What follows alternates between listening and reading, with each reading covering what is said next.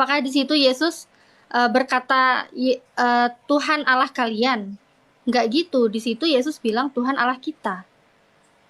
Nah, jadi ini muter-muternya lagi Bu Uti yang bilang salah dalil lah atau apalah, seperti entah bagaimana pemutarannya dari Bu Uti, tapi yang di sini di Markus 12 ayat 29 sendiri, di sini adalah penegasan dari Yesus bahwa Yesus dengan mengaku di situ, dengarlah hai orang Israel, Tuhan Allah kita, Tuhan itu Esa.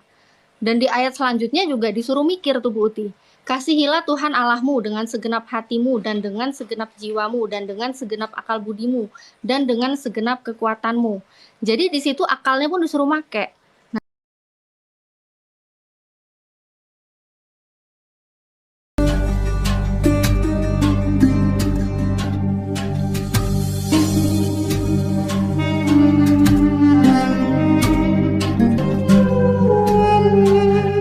Kenapa Natali mualaf, kenapa Uti murtad gitu. Nah, itu paling bagus. Kenapa Uti murtad, kenapa Natali mualaf. Ini kan artinya dua arah. Kalau gitu kan terlalu lebar, saya Bu cuma Uti. interogasi, saya nggak mau. Terlalu lebar. Enggak apa, tapi ini alasan murtad sama alasan mualafnya bisa saling bantah-bantahan kan gitu Bu Uti ya? Tapi janji ya, dua arah. Saya nggak mau kalau cuma saya doang ditanya-tanyain, bosan. Iya, dua arah lah Bu Uti. Ya, dua arah ya. Bang Kores, open statement duluan aja Bang Kores. Oke, siap.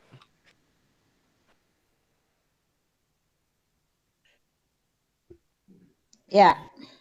Ini lagian juga perubahan tema pas udah mau start timer. Ya. Gak apa-apa, ini masih pasti mengarahnya ke Yesus utusan atau kesana lagi kok, aman itu. Sip lah, bismillahirrahmanirrahim. Ya Ikhwani fisabilillah, topiknya seperti yang sudah kita dengar ya, klasik tapi asik.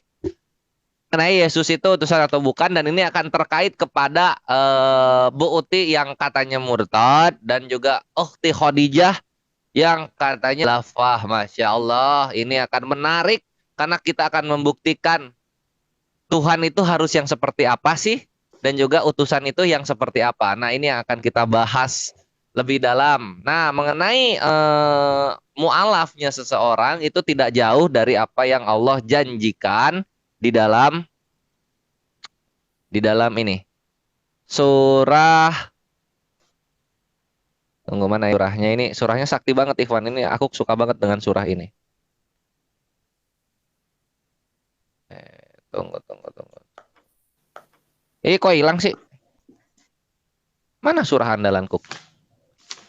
Yang tali agama Allah itu loh, tali agama. Ini Ali Imran ayat 103. Dan berpeganglah kamu semua kepada tali agama Allah, dan janganlah kamu bercerai-berai, dan ingatlah akan nikmat Allah kepadamu ketika kamu dahulu masa jahiliyah bermusuhan, maka Allah mempersatukan hatimu, lalu menjadilah karena nikmat Allah orang-orang yang bersaudara, dan kamu telah berada tepi jurang neraka, lalu Allah menyelamatkan kamu daripadanya. Demikianlah Allah menerangkan ayat-ayatnya kepadamu agar kamu mendapat petunjuk.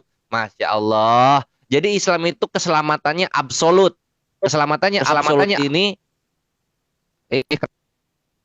keselamatan yang absolut ini dibuktikan dengan apa? Orang-orang yang sudah di neraka maupun yang sudah di tepi neraka itu terselamatkan. Inilah juru selamat yang absolut dan hakiki. Itulah kenapa kita mempercayai Nabi Muhammad SAW, yang dimana Nabi ini mempunyai julukan rahmatan lil alamin, kasih sayang untuk semesta alam. Nabi mana lagi yang punya julukan seperti ini, Pak? Gitu. Nah, sekarang kita baru masuk ke dalam Yesus itu utusan atau bukan. Yesus utusan atau bukan bisa kita lihat di dalam Yohanes 11 nomor 16 dan Yohanes 14 nomor 28. Injil Yohanes ini sangatlah Injil yang Islam gitu. Karena di dalam Yohanes 13 bisa kita bacakan di sini. Tunggu ya.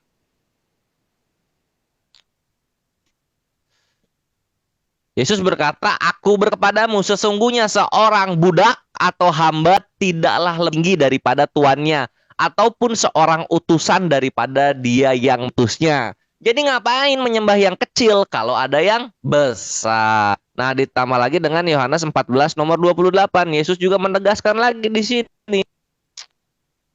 Kamu telah mendengar bahwa aku telah berkata kepadamu, aku pergi, tapi aku datang kembali. Sekiranya kamu mengasihi aku, kamu tentu akan bersuka karena aku pergi kepada Bapakku. Sebab Bapak lebih besar daripada, ngapain nyembah si aku yang kecil daripada Bapak yang besar ini? Bapak itu besar, sembahlah Bapak gitu. Ngapain nyembah kecil-kecil? Dan bahkan dalam Al-Quran, Nabi Isa alaihissalam menjelaskan mengenai jalan yang lurus di dalam Az-Zukhruf ayat 64. Innallaha huwa rabbi wa rabbukum fa'buduh hadza siratul mustaqim. Inilah Allah Tuhanku dan Tuhan, membahlah dia, inilah jalan yang lurus. Menyembah Allah jalan yang lurus. Al-Fatihah yang kalian sering plesetkan itu larinya ke ayat 64. Jadi ngapain sekali lagi menyembah utusan, menyembah sesuatu yang lainnya? Apa kalian mau kereta-keretaan? Kan enggak ya. Itulah kenapa Islam cara dengan Tuhannya Kristen. Karena Tuhannya Kristen punya Tuhan, sebagaimana Islam juga mempunyai Tuhan. Dan seperti yang dikatakan, Tuhannya Islam dan Tuhannya itu sama. Dan menyembah Tuhan yang benar ini adalah jalan yang kecuali kekristenan bisa memberikan yang tertulis, ada perkataan bahwa Yesus adalah itu sendiri dan Yesus itu disembah. Ada berarti ketuhanannya Yesus datang dari pelantikan. Jangan diajak-ajak untuk menyembah ke dalam pelantikan. Ada sesuatu yang gatal banget ingin gua keluarkan, di mana ini tidak mungkin Tuhan itu bisa kalah oleh manusia. Nanti kita akan tunjukkan dalilnya, Ikhwan. Tuhan ini terkalahkan oleh manusia. Dan lagi-lagi yang mengalahkannya Islam. Kita lihat itu nanti ya. Dan ini ada hubungannya dengan Ukhti Natalia Iriani bermetamorfosis menjadi Ukhtina Khadijah. Ukhti mungkin tafadhol tuh 55 menit.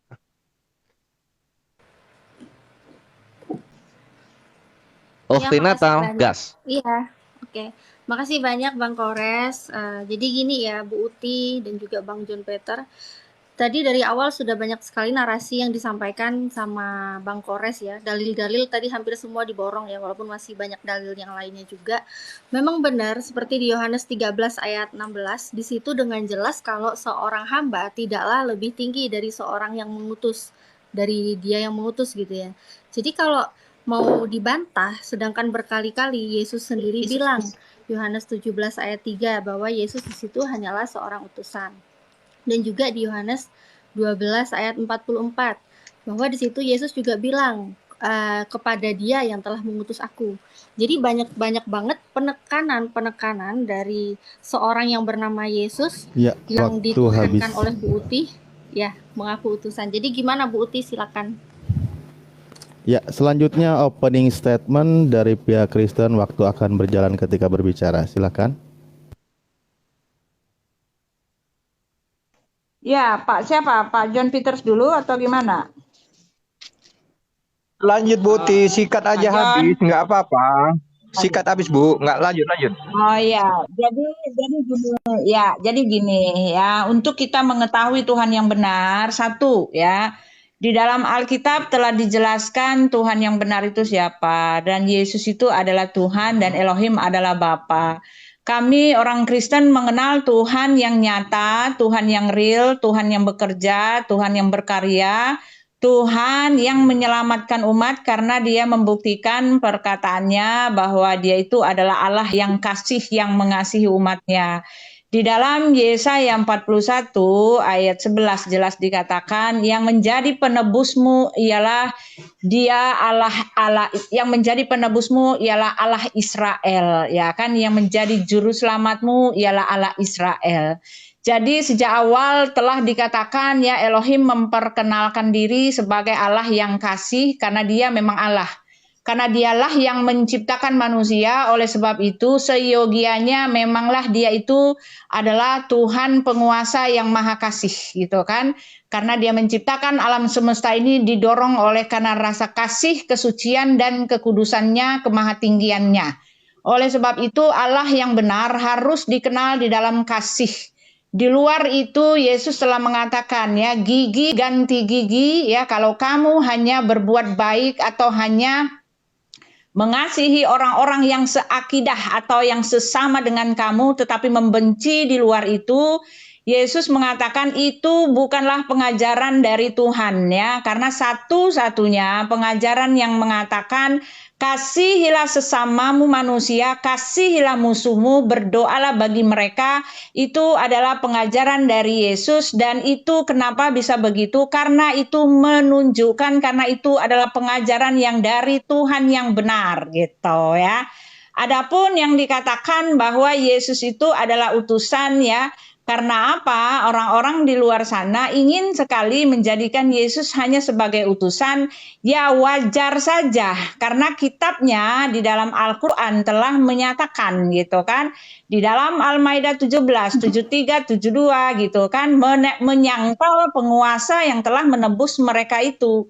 Oleh sebab itu dikatakan telah kafirlah orang yang mengatakan Isa adalah Tuhan.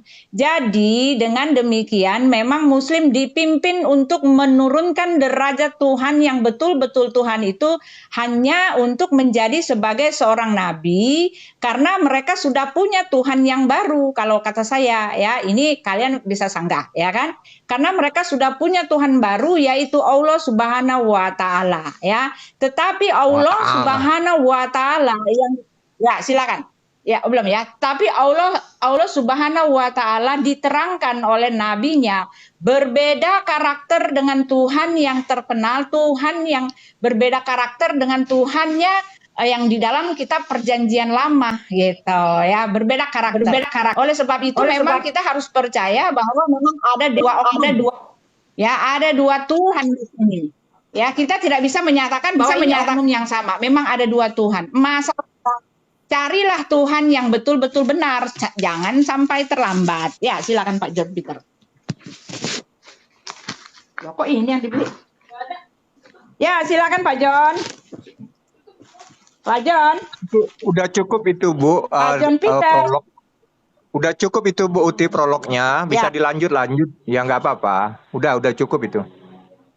Ya, kalau gitu saya mau langsung jawab. Masih ada waktu, kita pakai ya. Ya, silakan. Jadi silakan, yang Bu. dipakai di dalam masalahnya ketika di dalam Al-Quran menyangkal penguasa yang telah menebus mereka itu, ya kan? Di situ menyangkal dengan mengatakan telah kafirlah orang yang mengatakan Isa adalah Tuhan, sedangkan Isa sendiri mengatakan Tuhan itu Allah kita, Tuhan itu Esa. Nah, ini dia. Ya, jadi alat atau dalil yang dipakai untuk menurunkan derajat Yesus yang adalah Tuhan itu juga tidak dari Alkitab kami gitu ya. Jadi bukan dari fakta yang sebenarnya, karena di dalam kitab kami Yesus yang disebut utusan itu tidak pernah mengatakan bahwa dia punya Tuhan. Ya, adapun dikatakan dengarlah hai orang Israel, Markus 12 ayat 29 itu ya kan, maksud di dalam Al-Maidah itu kan Markus 12 ayat 29. Ketika Yesus mengatakan dengarlah hai orang Israel, Tuhan itu Allah kita, Tuhan itu Esa, itu bukanlah pernyataan dari Yesus. Pertanyaan saya, bagaimana mungkin Allah tidak mengetahui tentang kasus ini gitu kan? Karena Yesus tidak pernah mengatakan Tuhan itu Allahnya dia. Allah itu Tuhannya dia. Yesus dengan lantang mengatakan Allah Bapa penguasa langit dan bumi itu adalah Bapanya, dan dia datang dan berasal dari sana. Ya kan? Aku datang dan keluar dari Bapa. Ketika dia keluar dari Bapa, dia menyebut dirinya utusan. Karena memang dia melaksanakan kehendak Bapanya gitu. Nah, yang seperti ini yang tidak diketahui oleh Al-Quran. Ya, di dalam Al-Maidah itu ya, Yesus mengatakan dengarlah hai orang Israel, itu kan perkataan Nabi Musa.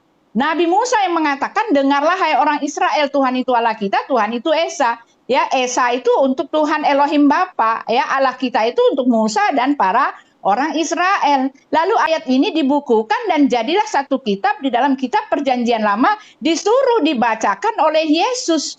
Nah, ini kan kasus yang betul-betul dahsyat gitu loh. Pertanyaan saya, bagaimana mungkin Anda menurunkan derajat Yesus yang adalah Tuhan ya hanya dengan dalil yang tidak yang salah kalau saya bilang ya. Itu bukan, Yesus tidak pernah ngaku Tuhan di situ, dan kami juga bukan menyembah Tuhan yang tiga. Ya, kalau ada yang bisa buktikan, mari kita bahas. Oke, waktu habis. Silakan. Ya, selanjutnya dari pihak Muslim, silakan, waktu akan berjalan ketika berbicara. Oh, Teh Khadijah, silahkan duluan.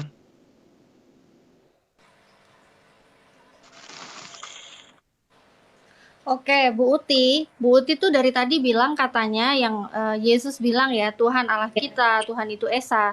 Bu Uti bilang itu Yesus hanya sekedar menjawab seperti itu gitu. Sedangkan ini gimana ceritanya gitu loh, bahwa Yesus di situ menjawab dengan menegaskan hukum yang terutama ialah dengarlah hai orang Israel, Tuhan Allah kita. Sedangkan di situ Yesus bilang Tuhan Allah kita termasuk siapa?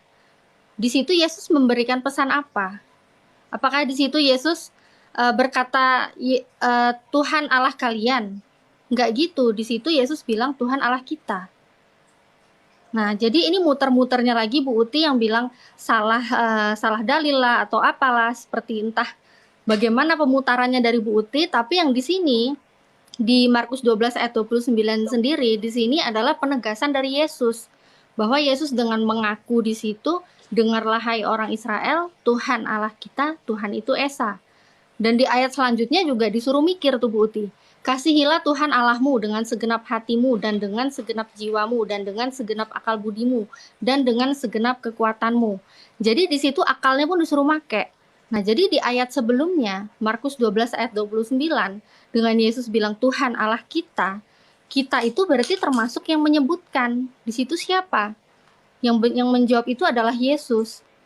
Nah, lalu apakah dengan seperti ini Bu Uti menganggap Yesus sedang berbohong atau seperti apa Bu Uti? Mungkin Bang Kores langsung ditambahin. Ya, cakep Bang. Emang mualafah kita yang satu ini ya, Ikhwan, argumennya udah tegas banget ya. Yesus itu memperkenalkan ya Tuhan gitu. Masih kurang, ya udah kita gas lagi. Ketiga nomor 2, terjemahan lama tahun 1954. Apa yang dikatakan Yesus? Tiada perbuatanmu yang sempurna pada pemandangan Tuhanku. Dar, selamat datang di kebenaran. Masih kurang. Kita kasih di Selaber 2011. Karena tidak satu pun dari pekerjaanmu kudapati sempurna mata Tuhanku. Yesusnya punya Tuhan. Gua bilang juga orang Kristen itu kereta gitu. Menyembah sesuatu yang lain. Kan gitu jadinya. Menyembah Yesusnya menyembah Bapa. Gitu. Karena Yesus Tuhan gitu. Mau bilang itu pas di bumi, tidak bisa. Zaman Wahyu, Yesusnya sudah di langit gitu. Jadi yang di bumi udah dikasih sama Ukhti Khadijah, nah gua kasih yang di langit. Mau lari kemana, hayo? Lu mau lari kemana sekarang? Yesus pas di bumi punya Tuhan, Yesus pas di langit punya Tuhan. Udah di sini. Lanjut. Berikutnya soal memang ada 2 Tuhan, akhirnya Bu Uti mengakui Tuhannya ada 2, yang sebenarnya 3 gitu. Bu Uti ingin dibuktikan bahwa Tuhan 3. Siap, kita lari ke Matius 3 nomor 16. 3 Tuhannya kekristenan langsung keluar. Matius 3 16-17. Sesudah dibaptis, Yesus segera keluar air. 1 Tuhannya, dan juga langit terbuka dan ia melihat Allah seperti burung merpati. 2.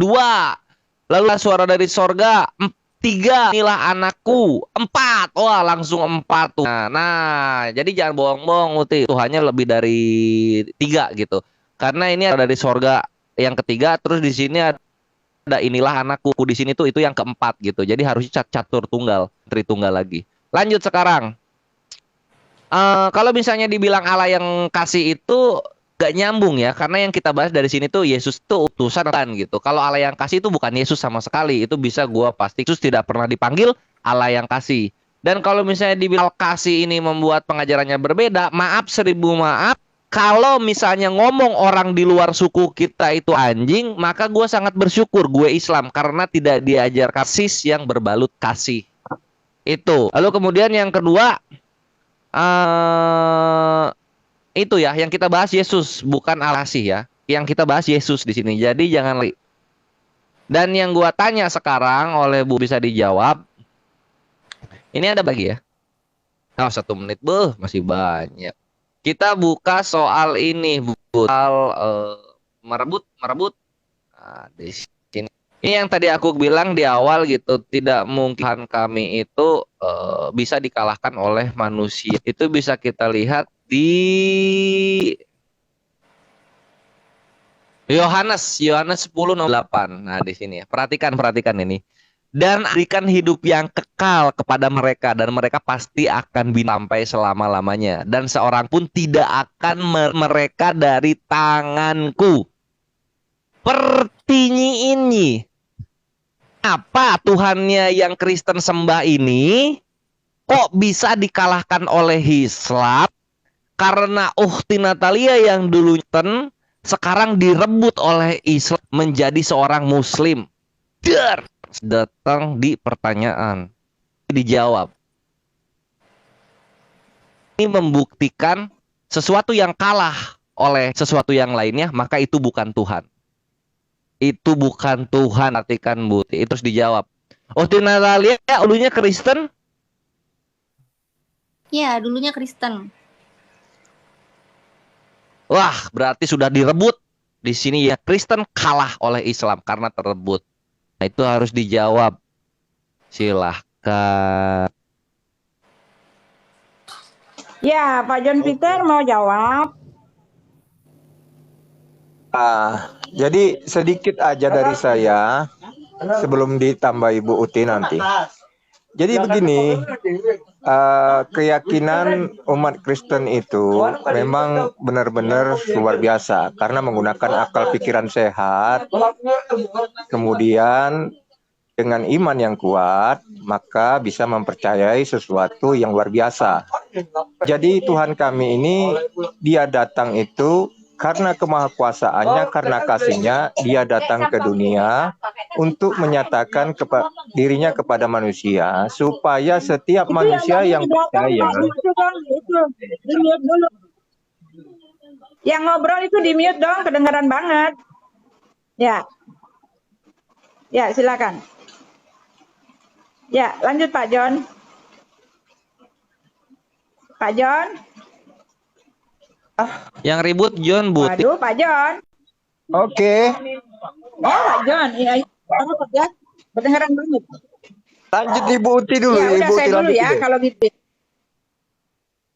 Iya, jadi ya di dalam Markus 12 ayat 29, Yesus kan itu ya, Anda harus ketahui bahwa Alkitab itu bukanlah sama dengan Al-Quran ya. Tidak ada kesamaan sekali antara Alkitab dengan Al-Quran. Karena Al-Quran itu ya adalah katanya, ya adalah perkataan-perkataan Allah, ayat-ayat Allah yang sudah disimpan, tinggal diturun-turunkan dari langit selama 20 tahun. Ya disampaikan kepada Jibril, lalu Jibril menurunkannya kepada Nabi Muhammad. Oleh sebab itu tidak bisa Anda sama-samakan ya, karena Alkitab itu ada latar belakangnya ya, atau ada latar belakang, ada konteksnya ya, seperti yang Anda harapkan di dalam Asbabun Nuzul gitu kan. Ketika tidak tahu maknanya, Anda mencari di Asbabun Nuzulnya. Oleh sebab itu Anda harus mengetahui Asbabun Nuzul dari Markus 12 ayat 29. Yesus di situ, kalau Anda membaca sebelumnya, Yesus memang sedang dijebak oleh para ahli-ahli Taurat dan orang-orang Farisi itu. Mereka hendak menjebak Yesus dengan pertanyaan-pertanyaan. Dan di dalam Markus 12 itu, Yesus ini sudah ditanya ketiga kali. Mereka ingin menjebak Yesus, apakah Yesus akan mengaku bahwa Dia adalah Tuhan? Ya, karena kalau dia mengaku bahwa dia adalah Tuhan, itulah saatnya mereka akan membawa dia ke mahkamah agama. Itu yang harus Anda ketahui ya. Kores dan